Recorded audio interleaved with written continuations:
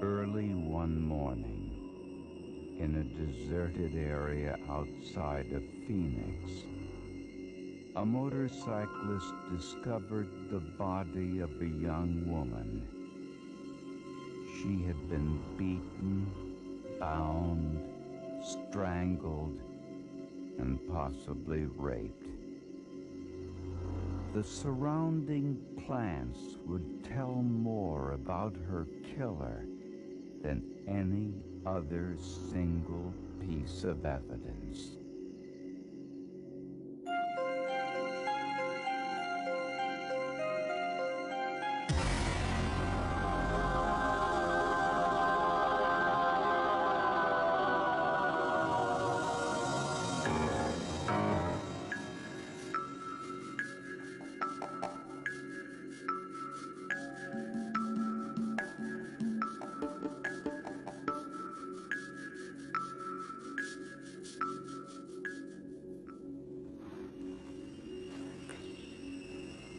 When investigators from the sheriff's department arrived at the crime scene, they gathered every possible piece of evidence.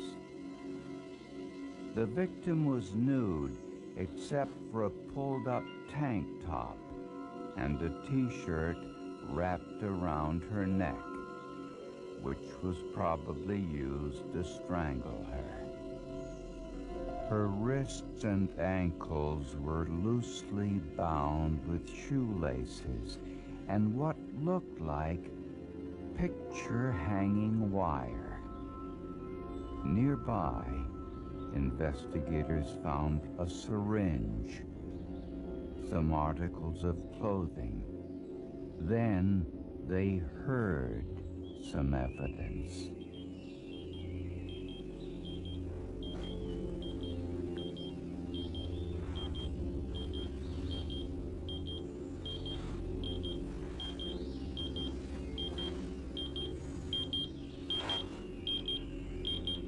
It was a pager, found deep in the grass a few feet from the body.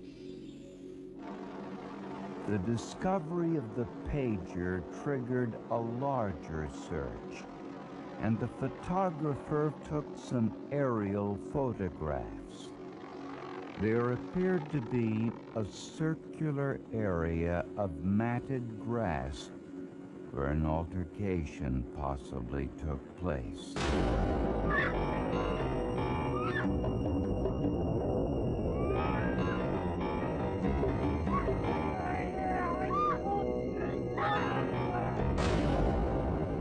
Police took the victim's remains to the medical examiner for identification and autopsy. A fingerprint search identified the victim as 30-year-old Denise Johnson, a single mother of 2 young children. She was born and raised in an area of Phoenix known as the Projects. She wasn't a bad girl. Some of her friends, I think she got with the wrong friends.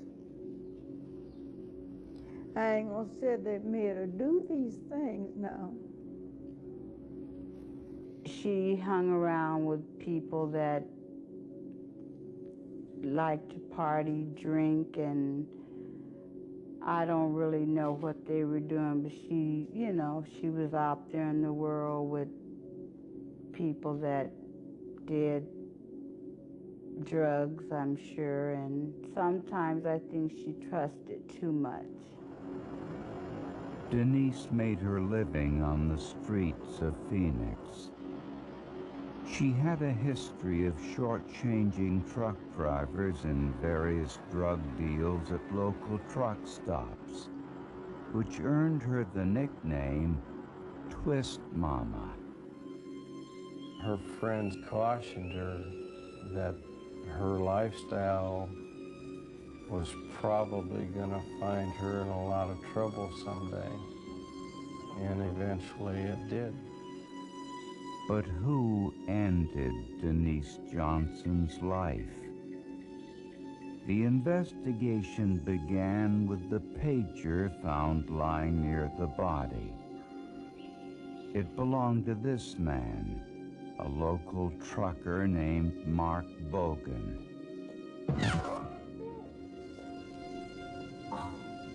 He said that on his way home from work the night before, he stopped to make a phone call. That's when he met Denise Johnson for the first time. Hi, how you doing? Hello there. Bogan said she asked for a ride to the interstate. Why not? Thanks.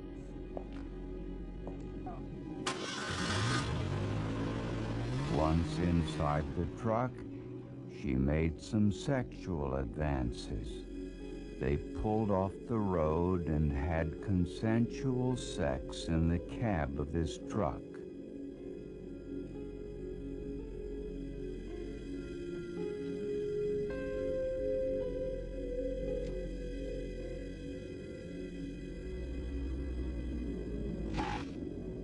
Afterwards, as he was dropping her off, he said she attempted to steal some of his things off the dashboard. Oh, I had a really good time. So did I, baby. Did you? Oh, always when I'm in the company of a lovely lady. I would really love to have my wallet back. After a brief scuffle, he retrieved his wallet. Go find She me got out security. and left on foot. Go to hell. Bogan said that was the last he saw of her. The next morning, he noticed his pager was missing, assumed he had lost it, and called the pager company to report it missing. During the interrogation of Mark Bogan, investigators noticed scratch marks on the side of his face. If there were scratches on the suspect's face, then you would expect that if those were in fact inflicted by fingers or fingernails of the victim, there should be some residue of either the skin cells and or maybe even blood under the fingernails. The autopsy of Denise Johnson revealed no skin or blood under any of her fingernails. The medical examiner found that Denise Johnson's death was caused by asphyxiation due to strangulation. Blood tests showed cocaine in her system. However, there were no signs of any type of sexual activity. There was no semen found, no foreign hair, clothing fibers, or saliva found anywhere on her body. The autopsy told investigators how Denise Johnson died, but provided no clues about her killer. Their one suspect, Mark Bogan, was apparently a dead end. The sheriff's office had not only a murder, but a mystery.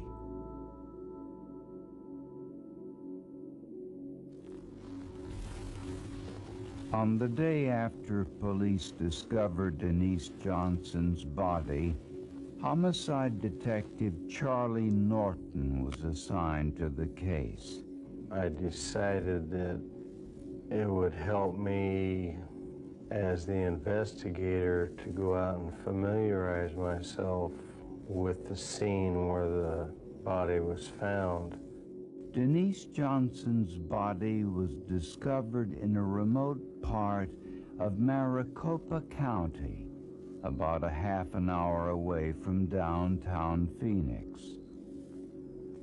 Charlie Norton was looking for anything out of place or unusual, anything that might have been overlooked the day before.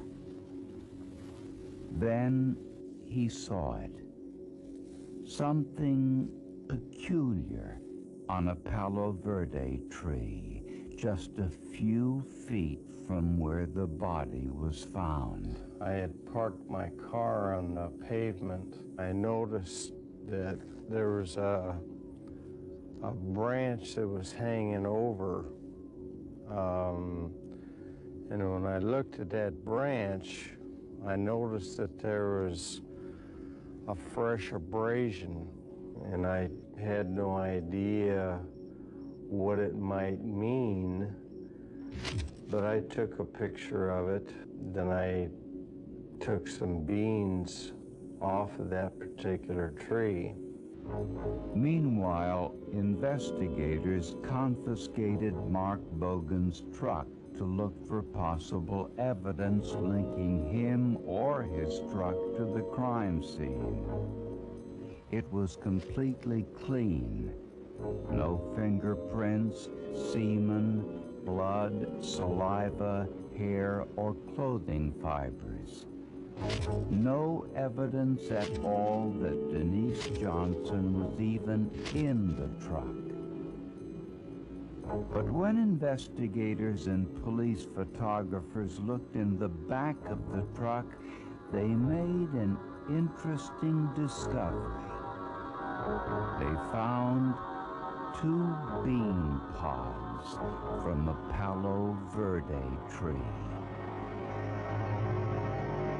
Was it possible that Bogan's truck brushed against the Palo Verde tree at the crime scene, causing 2 bean pods to drop into the back of the truck?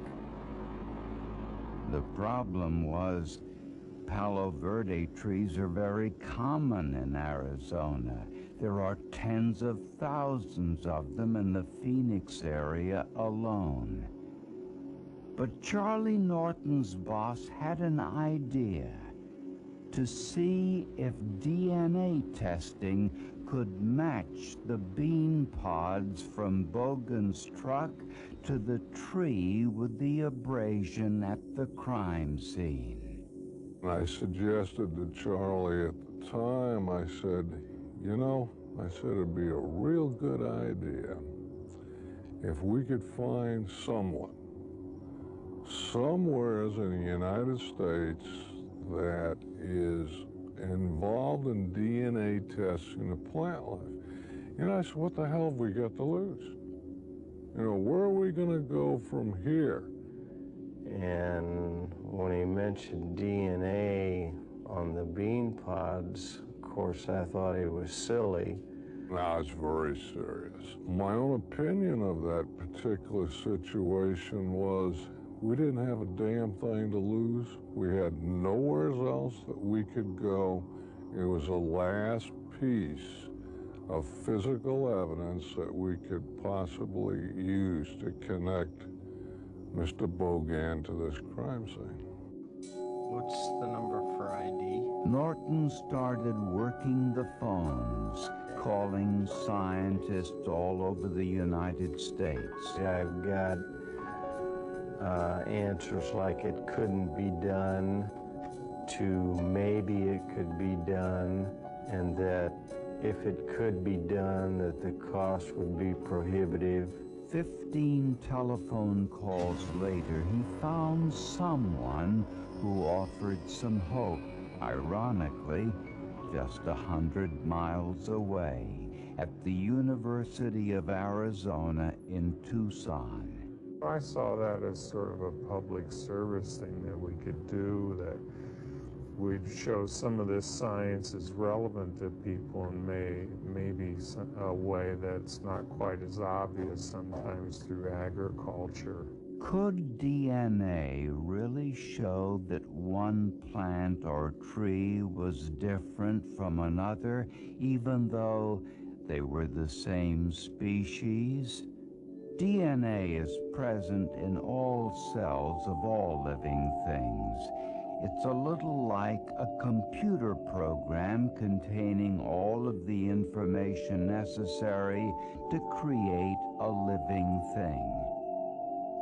All humans have different DNA profiles except for identical twins. In the early 1980s, Dr. Alec Jeffreys, a British scientist, discovered a test that made it possible to identify an individual's DNA profile. Jeffreys' breakthrough technique was first used in a criminal case in 1986. But plant DNA had never been used in a criminal case, and scientists weren't even sure they could figure out a way to extract DNA from the Palo Verde seed pods.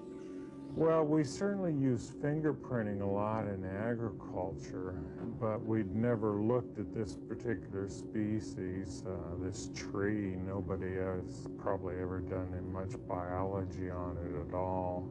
Prosecutors had circumstantial evidence linking Mark Bogan to Denise Johnson's murder, but they needed something more definitive. They knew they would have to prove that Bogan was at the crime scene, and the Palo Verde pods were their best chance. The scientists had no idea that their research would be the cornerstone of a murder case. The Arizona Sheriff's Department wanted to know if there was any way scientists could match the two seed pods found in the back of Mark Bogan's truck to the Palo Verde tree next to where they discovered Denise Johnson's body. But there were thousands of Palo Verde trees in the Phoenix area alone, and there had never been a DNA test on this type of tree. We had to learn how to do the analysis so that we could say, do trees look different from each other in this species? Because what we wanted to know was not was this a Palo Verde tree, but could I match it to that specific tree?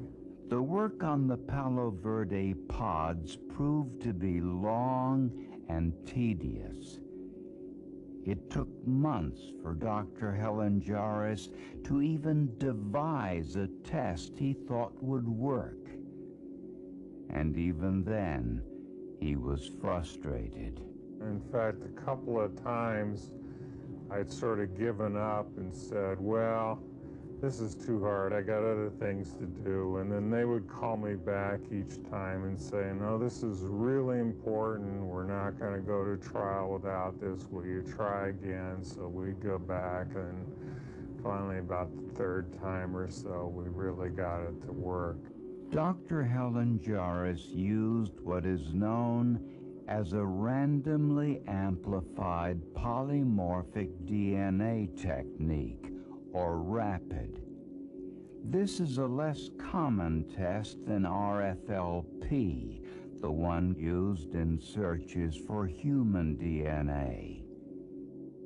One of the great things about RAPIDS is that you're able to know nothing about an individual species or type of organism. You don't have to have any prior knowledge about it. All you have to do is get DNA, and the method works. The test begins by removing the beans from their hard outer shell or pod. Seeds have DNA both from the mother tree and other trees that would have pollinated it, so we need to get rid of those and just use the pod material, which will only have DNA from the mother tree. The shells are put into liquid nitrogen, making them brittle and easier to grind into a fine powder.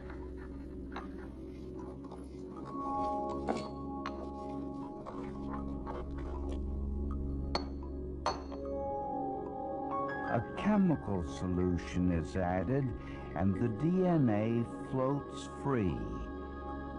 A sticky bundle of complex molecules. The sample amount of DNA from a seed pod is too small for analysis, so scientists increase the sample size by copying the DNA strand. They use a technique called polymerase chain reaction, or PCR.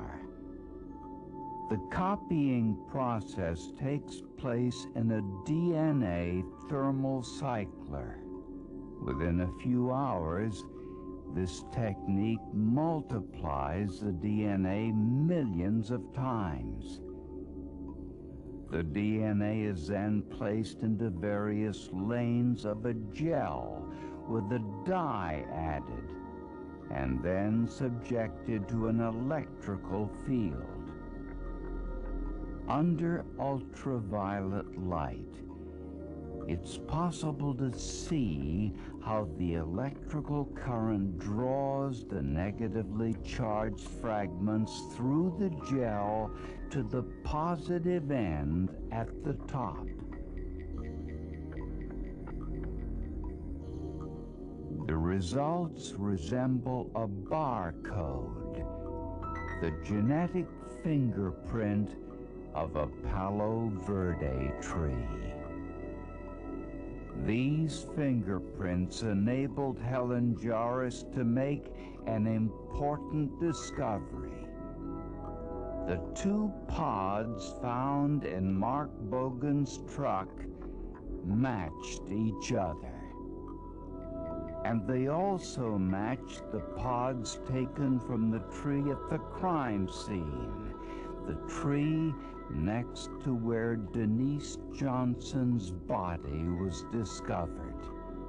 Every other Palo Verde tree tested had a completely different DNA profile. It was the result that investigators and the district attorney had hoped for. It wasn't the criminal itself, but it was a particular tree that we had to identify, and in fact we had matched that up. He was able to take the original samples, take a part of the samples from the pickup truck, determined that those two pods came from the very same tree. Then he compared those with all samples from all 12 trees and matched it to a tree there at the crime scene, not knowing that the tree had the scrape on it to which he matched it. But there were only 12 trees in the initial test, and the prosecution felt that wasn't a large enough sample.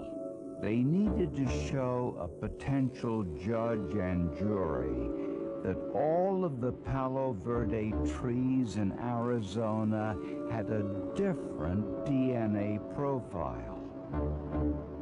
So the district attorney sent Helen Jarvis pods from 100 different trees, asking him to prove that each had a separate and distinct DNA profile.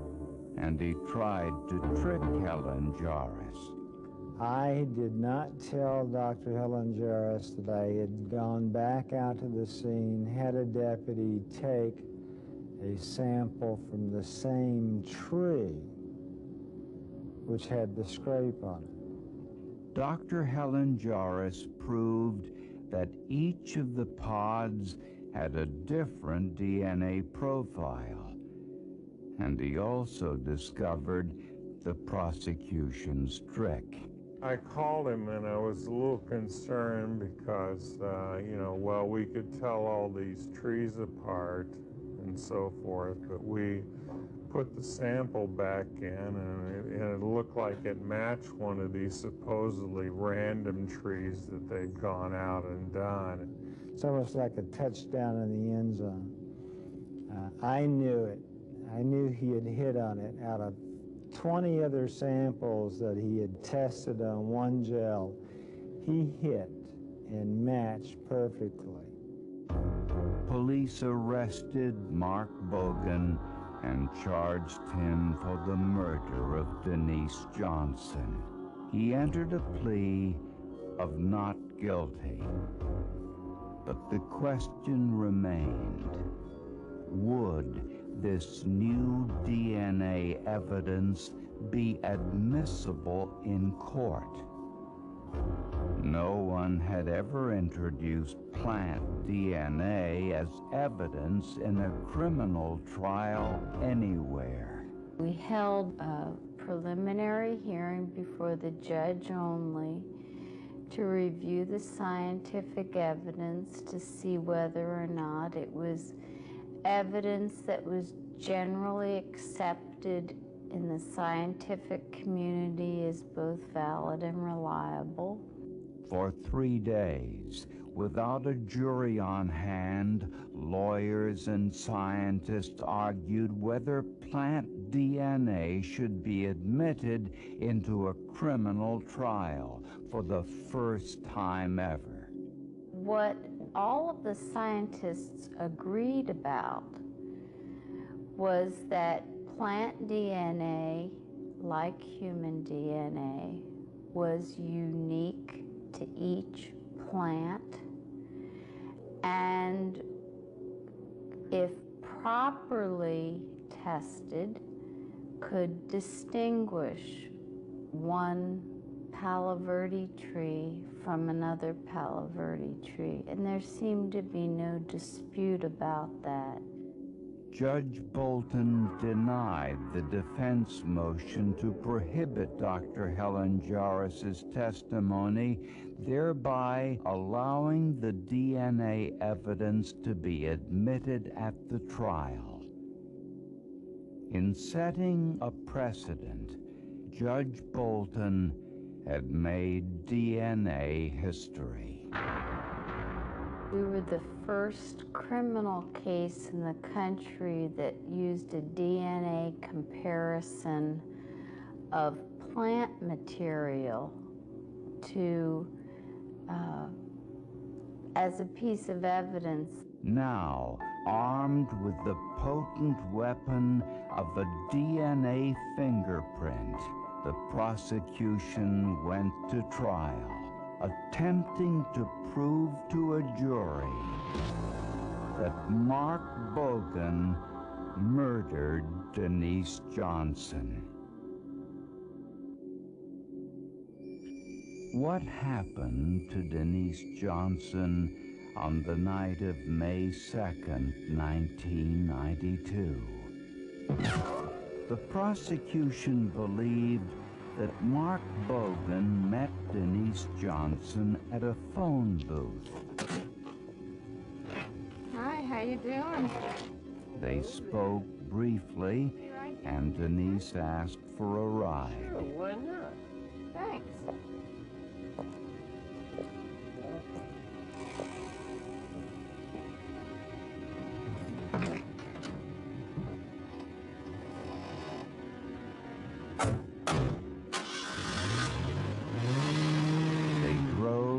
Deserted location for what was going to be a consensual sexual encounter.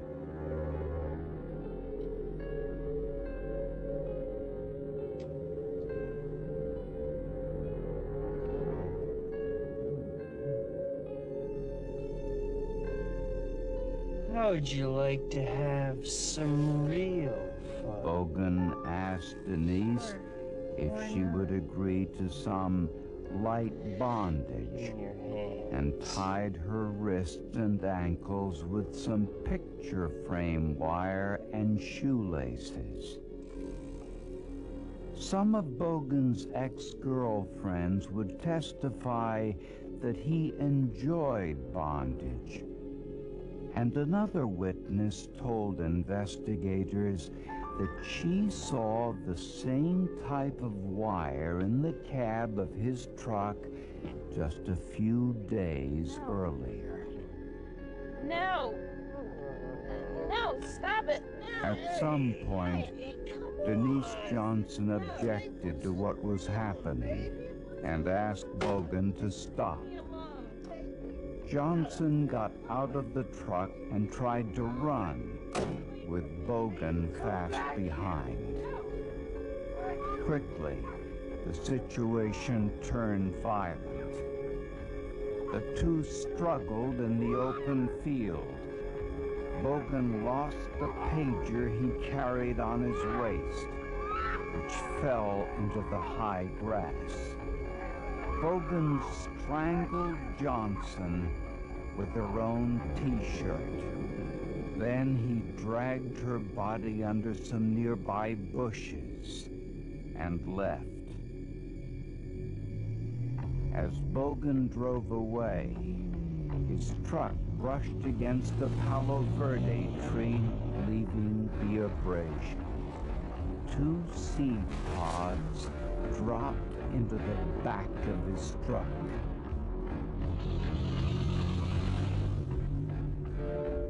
An eyewitness saw a white truck similar to the one Bogan owned coming out of the road leading from the crime scene, going through a stop sign and speeding off in the direction of Phoenix.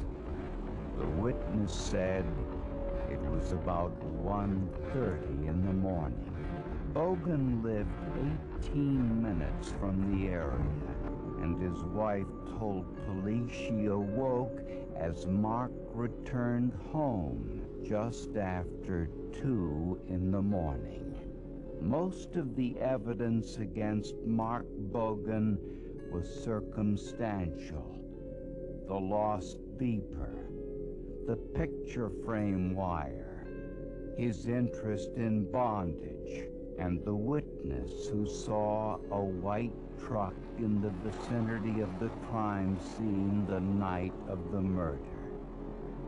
But the most critical evidence in the case was the plant DNA. There wasn't a fingerprint, there wasn't a drop of blood, there wasn't a hair.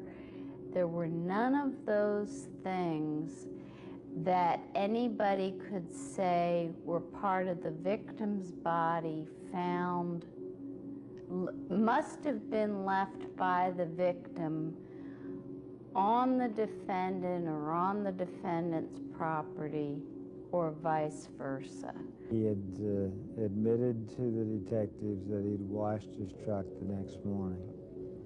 He got rid of all of the evidence in the truck except for 2 Palo Verde pods. He overlooked those. He did not know the significance of the Palo Verde pods. They needed evidence that placed Mark at the scene, because he did have a credible story. As a prosecutor, I had a mantle of evidence that I wanted to place upon the shoulders of the defendant.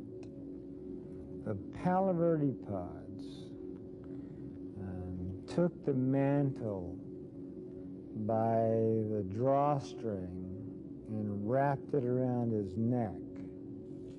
Unable to challenge Dr. Helen Jarris's findings themselves, the defense challenged the evidence, implying the pods were planted in the back of Mark's truck. But investigators said the seed pods were found in Bogan's truck before samples were taken from the crime scene. if I was going to plant evidence, I would plant something that I know that I could match later on and probably be a little bit more